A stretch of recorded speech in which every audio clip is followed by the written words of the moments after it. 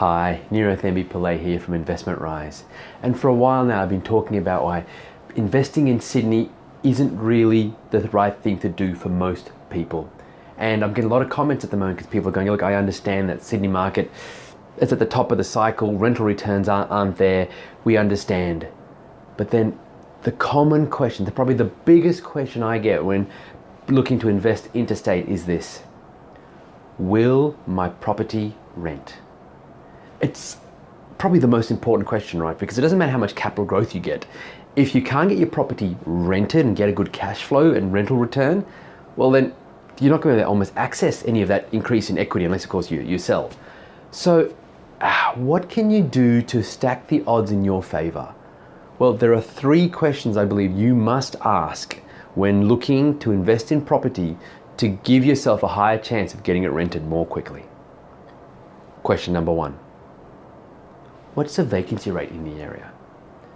Now that probably seems like a very basic question to ask, but I would say that when I speak to most people who've got investment property, it's the one question they failed to ask. In fact, one of my clients recently moved ahead with a property I recommended in let's call it location A. And then a few weeks later, she sent me an email saying, you know, like everything you said about location A, but I've just got an email from this other property company talking about location B, and they're talking about all the infrastructure, they're talking about all the good projects happening aboard, and the company sent my client a really glossy brochure, which looked great. And so she asked me, so why shouldn't I be investing in area B? It took me about 2 minutes to answer the question. I said, the vacancy rate is currently 5.5% and increasing rapidly. Now, what does that mean for a vacancy rate of 5.5%? Well, if you look to invest in a market, the first thing you want to do is see what the vacancy rate is, and what you're aiming for is about 3%. Why 3%? Because a 3% vacancy rate means that there are enough properties available for rent and a similar number of tenants looking for properties to rent. So there's a good match there. When you go above 3% though, then you have more properties available for rent than tenants. That's when you've got yourself a problem.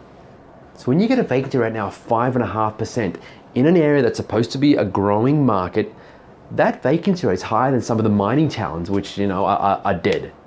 So you've got to be careful when you're looking to invest in these areas. Always ask, what is the vacancy rate? Because when you're getting above 3%, especially when you're getting above 4 or 5, and this area is now 5.5 and probably going to be 7 in the next couple of months away, it's just increasing on, it's like a vertical line, you're going to struggle to get the property rented. In fact, I know a number of people who invested in this particular location, location B, who've had to do things like give away 2 weeks free rent, or say, look, if you move here, we'll fund your moving costs up to $1,000, and all sorts of weird model for things.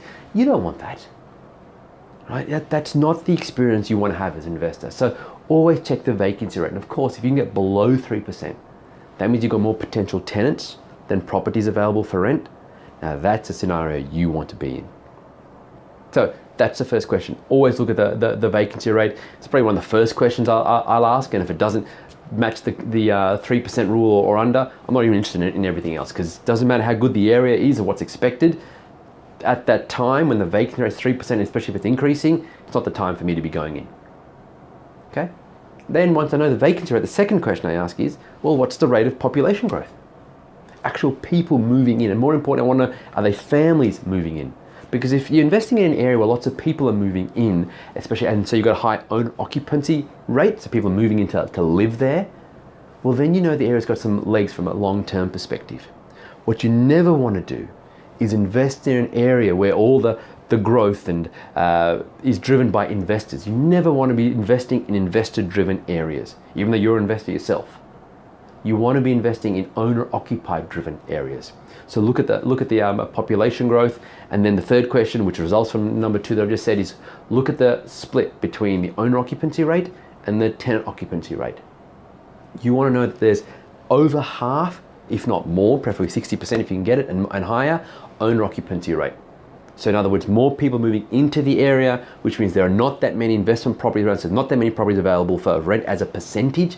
Don't worry about the numbers, you look at percentage.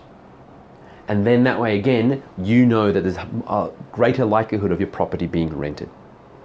So that's the three main questions that I ask.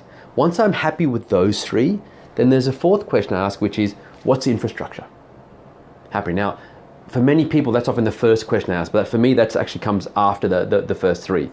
Because once I'm happy that there's a good chance of my property being rented very, very quickly, then I want to know about the infrastructure. And I'm looking at job creating infrastructure, but not just in the area, but for example, is it within, say, half an hour or commuting time? Because I don't need the jobs to be in the area that I'm buying my property in, but obviously it needs to be reasonably close. And then what I'm looking at, if the area itself doesn't have any much job creating infrastructure, which is fine, but then I'm looking at, is the infrastructure family friendly? So we're looking at schools, parks, shopping centers, everything within a fairly close radius of where I'm investing. Because then again, I know that owner occupiers are going to love that area, but then so are my tenants. That's what you want to be looking at. So you want to really apply a bit of science, a bit of strategy here when you're looking to invest in an area to get the right information. So then you don't make a decision based on either a glossy brochure or just, everyone's telling you to invest here, or fear. Right? One, the first thing means you might make a mistake and buy in the wrong area. The second, out of fear, means you miss out on golden opportunities. So apply some science. As I've said in a couple of videos so far, I believe 2017 and the next few years coming will be the years of the strategic investor. So you've got to do your research, ask the key questions, and if you ask these three questions plus a bonus one that I've just given you and get the information, you're going to be able to put your fears to bed and make a more informed decision. Let me know what you thought in the comments fields below. I look forward to hearing from you. Bye for now.